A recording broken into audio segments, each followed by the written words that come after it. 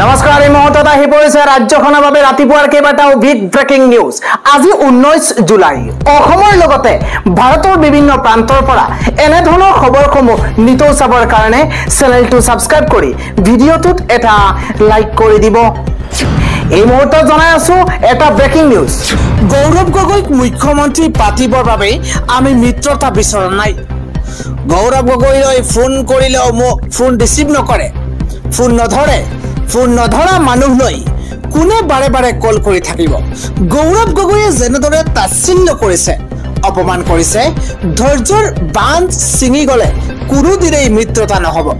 অসমবাসীৰ স্বাৰ্থত আমি মিত্ৰতা কৰিব বিচাৰিছো।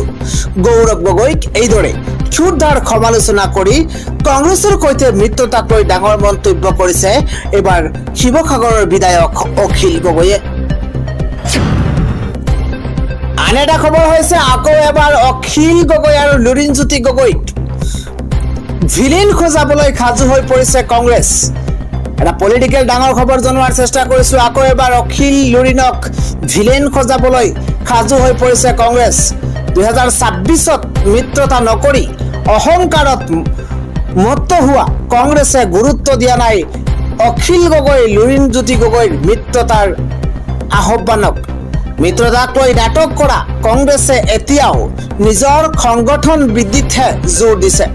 মিত্ৰতাক লৈ অৱশেষত কংগ্ৰেছক সকিয়নি প্ৰদান কৰি অখিল গগৈয়ে ক'লে মিত্ৰতা নহলে জগৰীয়া হ'ব কেৱল মাত্ৰ কংগ্ৰেছ।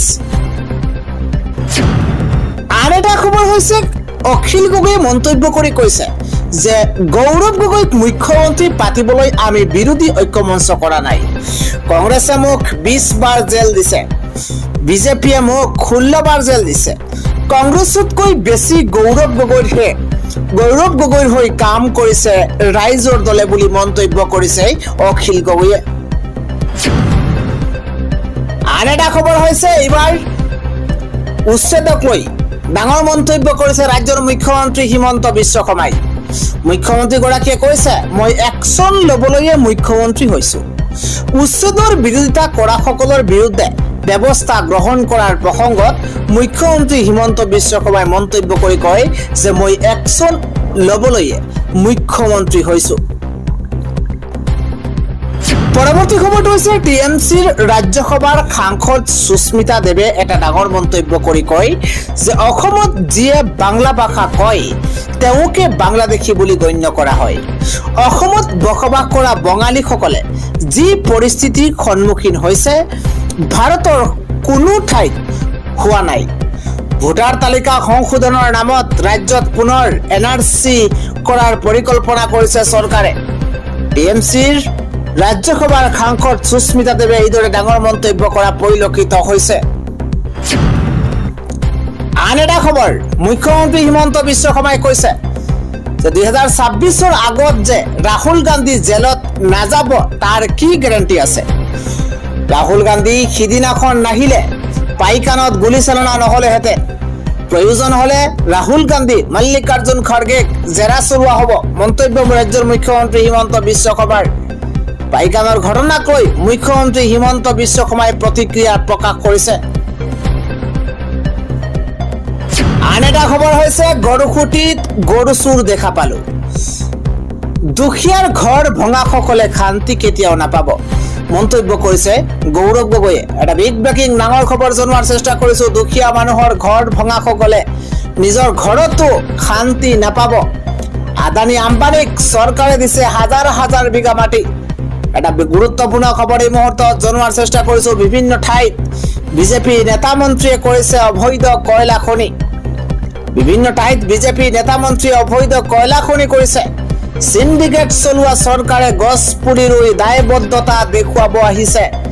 এটা বিগ ব্ৰেকিং এই মুহূৰ্তত জনোৱাৰ চেষ্টা কৰিছো। গৰুখুটিত প্ৰকল্পৰ সলনি তাত গৰু চুৰহে দেখা পালো। গৰুখুটিত প্ৰকল্পৰ সলনি তাত গৰু চুৰহে দেখা পালো মন্তব্য কৰিছে। চৰকাৰৰ বিৰুদ্ধে পুনৰ এইদৰে আক্ৰমণাত্মক ৰূপত দেখিবলৈ পোৱা গৈছে গৌৰৱ গগৈক। আন এটা বিগ ব্ৰেকিং ডাঙৰ খবৰ এই মুহূৰ্তত জনোৱাৰ চেষ্টা কৰিছো। খালী হৈ গৈছে পাইকান একেবাৰে খালী কৰি দিয়া হৈছে।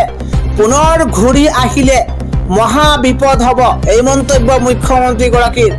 ডাঙৰ খবৰ উচ্ছেদক লৈ ডাঙৰ মন্তব্য কৰিছে খালী হৈ পৰিছে পাইকান আৰু পাইকানলৈ কোনো যদি ঘূৰি আহিছে তেন্তে সাহস সাৱধান হোক পাইকানলৈ কোনো ঘূৰি আহিবলৈ আৰু সাহস নকৰে পাইকানলৈ কোনো ঘূৰি আহিবলৈ সাহস কৰা নাই সাহস নকৰেই চিল হৈ গ'ল পাইকান আজিৰ পৰা পাইকানৰ উচ্ছেদ কৰা ভূমিত আৰম্ভ হ'ব বৃক্ষৰোপণ এটা গুৰুত্বপূৰ্ণ খবৰ এই মুহূৰ্তত সাজু হৈ আছে ইতিমধ্যে আৰক্ষী বাহিনী 31 জুলাইলৈ পাইকানত থাকিব RAF ডাঙৰ খবৰ এই মুহূৰ্তত জনোৱাৰ চেষ্টা কৰিছো যিসকলে উত্তেজিত কৰে সেইসকলক দমন কৰিবলৈ আৰক্ষীক কঠোৰ নিৰ্দেশনা দিয়া হৈছে যিসকলে উত্তেজিত হয় সেইসকলক দমন কৰিবলৈ আৰক্ষীক কঠোৰ নিৰ্দেশনা দিয়া হৈছে ইতিমধ্যে 10 গৰাকীতকৈ অধিক লোকক গ্ৰেপ্তাৰ কৰিছে আৰক্ষীয়ে বিদ্যালয় জ্বলোৱা সকলো কোনো পথেই খাৰি যাব নোৱাৰিব খাৰি নাযায় খালি হৈ গৈছে ইতিমধ্যে পাইকান কোনেও সাহস নকৰে পুনৰ পাইকানলৈ ঘূৰি আহিবৰ কাৰণে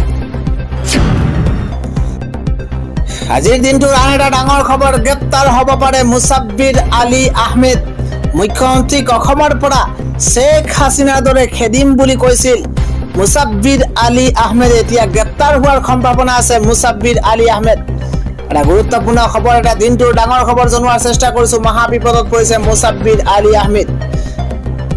আলী আহমেদ মুখ্যমন্ত্ৰীক অসমৰ পৰা শেখ হাছিনাৰ দৰে খেদিম বুলি কৈছিল মুছাব্বিৰ আলী আহমেদে আৰু তাৰ পাছতে এতিয়া আৰম্ভ হৈছে একচন মুখ্যমন্ত্ৰী চকী ভাঙি দিম বুলি কৈছিল মুছাব্বিৰ আলী আহমেদে গ্ৰেপ্তাৰ হ'ব পাৰে এই মুহূৰ্তত মুছাব্বিৰ আলী আহমেদ নিষিদ্ধ হ'ব পাৰে আমছু নেমছু এবিএমছু আৰু সংখ্যালঘু পৰিষদ নিষিদ্ধ হ'ব পাৰে আমছু লগতে এবিএমছু নেমছু আৰু সংখ্যালঘু পৰিষদ এইবাৰ অসমত সংখ্যালঘু পৰিষদৰ বিৰুদ্ধে আক্ৰমণাত্মক হিন্দু যুৱ পৰিষদ খোলাঘাট আৰক্ষী থানাত ইতিমধ্যে গোচৰ ৰুজু কৰা হৈছে বিষবাষ্প বিয়পোৱা আইনে সংখ্যালঘু সংগঠনক নিষিদ্ধ ঘোষণাৰ দাবী জনোৱা হৈছে মুছাব্বিৰ আলী আহমেদৰ বিৰুদ্ধে খোলাঘাট আৰক্ষী থানাত এজাহাৰো দাখিল কৰা হৈছে মহাবিপদত পৰিছে মুছাব্বিৰ আলী আহমেদ আন এটা খবৰ হৈছে উচ্ছেদৰ বিৰুদ্ধে উচ্চতম ন্যায়ালয়ৰ দ্বাৰস্থ এইবাৰ আমছু মানৱ অধিকাৰ আয়োগতো স্মাৰক পত্ৰ প্ৰদান কৰিছে আমছুৱে এটা গুৰুত্বপূৰ্ণ খবৰ এই মুহূৰ্তত জনোৱাৰ চেষ্টা কৰিছো উচ্ছেদৰ বিৰুদ্ধে উচ্চতম ন্যায়ালয়ৰ দ্বাৰস্থ হৈ পৰিছে আমছু উচ্ছেদৰ বিৰুদ্ধে উচ্চতম ন্যায়ালয়ৰ দ্বাৰস্থ হৈছে আমছু মানৱ অধিকাৰ আয়োগতো স্মাৰক পত্ৰ প্ৰদান কৰা হৈছে উচ্ছেদৰ বিৰুদ্ধে মানৱ অধিকাৰ আয়োগৰ সহায় বিচাৰিছে আমছুৱে 7টাকৈ দাবীৰে মানৱ অধিকাৰ আয়োগক ব্যৱস্থা লোৱাৰ আহ্বান জনাইছে আমছুৱে অসমত ভয়াবহ গণ আন্দোলনৰ হুংকাৰ জনাইছে আমছুৱে অসমৰ মুছলমানৰ সুৰক্ষাৰ বাবে সমগ্ৰ দেশ জুৰি প্ৰতিবাদ কৰিব আমছুৱে অসমৰ ভূমিহীন মানুহৰ মানৱ অধিকাৰ খৰ্ব কৰিছে বিজেপি চৰকাৰে খাদ্য পানী বিদ্যুতৰ অভাৱক ভুগিছে হাজাৰ হাজাৰ উচ্ছেদিতই মুকলি আকাশৰ তলত থাকিবলৈ বাধ্য কৰিছে চৰকাৰে শিশুসকলক শিক্ষাৰ পৰা বঞ্চিত কৰা হৈছে ৭,০০০ৰো অধিক উচ্ছেদিত পৰিয়ালৰ শিশু বঞ্চিত হৈছে শিক্ষাৰ পৰা উচ্ছেদৰ বিৰুদ্ধে উচ্চতম ন্যায়ালয়ৰ দ্বাৰস্থ হৈছে আমছু ইফালে গাজা পেলেষ্টাইনৰ নাগৰিকৰ দৰে জীয়াই আছে অসমৰ সংখ্যালঘু উচ্ছেদিত মন্তব্য কৰিছে আমছুৱে টাৰ্গেট কৰি কেৱল সংখ্যালঘুক নিধন কৰা হৈছে শিশুক জীয়াই থকাৰ অধিকাৰৰ পৰা বঞ্চিত কৰিছে চৰকাৰে সমগ্ৰ দেশত আন্দোলনৰ হুংকাৰ দিছে আমছুৱে আন এটা খবৰ হৈছে এবাৰ অনুপ্ৰৱেশকাৰীক শেষ সকিয়নিৰ প্ৰধানমন্ত্ৰী নৰেন্দ্ৰ মোদীৰ বেদখলকাৰী অবৈধ নাগৰিকক ৰেহাই দিয়া নহব বুলি মন্তব্য কৰিছে দেশৰ প্ৰধানমন্ত্ৰী নৰেন্দ্ৰ মোদীয়ে এটা বিগ ব্ৰেকিং ডাঙৰ খবৰ এই মুহূৰ্তত জনোৱাৰ চেষ্টা কৰিছো অবৈধ অনুপ্ৰৱেশকাৰী বেদখলকাৰীক সকিয়নি দিছে প্ৰধানমন্ত্ৰী নৰেন্দ্ৰ মোদীয়ে এটা অবৈধ অনুপ্ৰৱেশকাৰীক কোনো পধ্যেই ৰেহাই দিয়া নহব বুলি মন্তব্য কৰিছে দেশৰ প্ৰধানমন্ত্ৰী নৰেন্দ্ৰ মোদীয়ে অনুপ্ৰৱেশকাৰীৰ বিৰুদ্ধে যিসকল অবৈধভাৱে অনুপ্ৰৱেশ কৰি আছে তেওঁলোকৰ বিৰুদ্ধে ধাৰাবাহিকভাৱে একচন লোৱা হ'ব এটা গুৰুত্বপূৰ্ণ খবৰ ভুৱা প্ৰমাণ পত্ৰৰে ভাৰতৰ ভূমিত থকা বেদখলকাৰীক বেদখলকাৰীৰ বিৰুদ্ধে ব্যৱস্থা লোৱা হ'ব অবৈধ নাগৰিকক কোনো দয়া ক্ষমা নকৰে বিজেপি চৰকাৰে অবৈধ নাগৰিকৰ ষড়যন্ত্ৰ ফাদিল কৰাৰ হুংকাৰ প্ৰধানমন্ত্ৰী নৰেন্দ্ৰ মোদী অনুপ্ৰৱেশকাৰীৰ পক্ষত থকা বিৰোধীকো সকিয়নি প্ৰদান কৰিছে প্ৰধানমন্ত্ৰী নৰেন্দ্ৰ মোদীয়ে পশ্চিমবংগৰ ভূমিৰ পৰাই দেশত থকা অবৈধ বেদখলকাৰীক ধমক প্ৰদান কৰিছে প্ৰধানমন্ত্ৰী নৰেন্দ্ৰ মোদীয়ে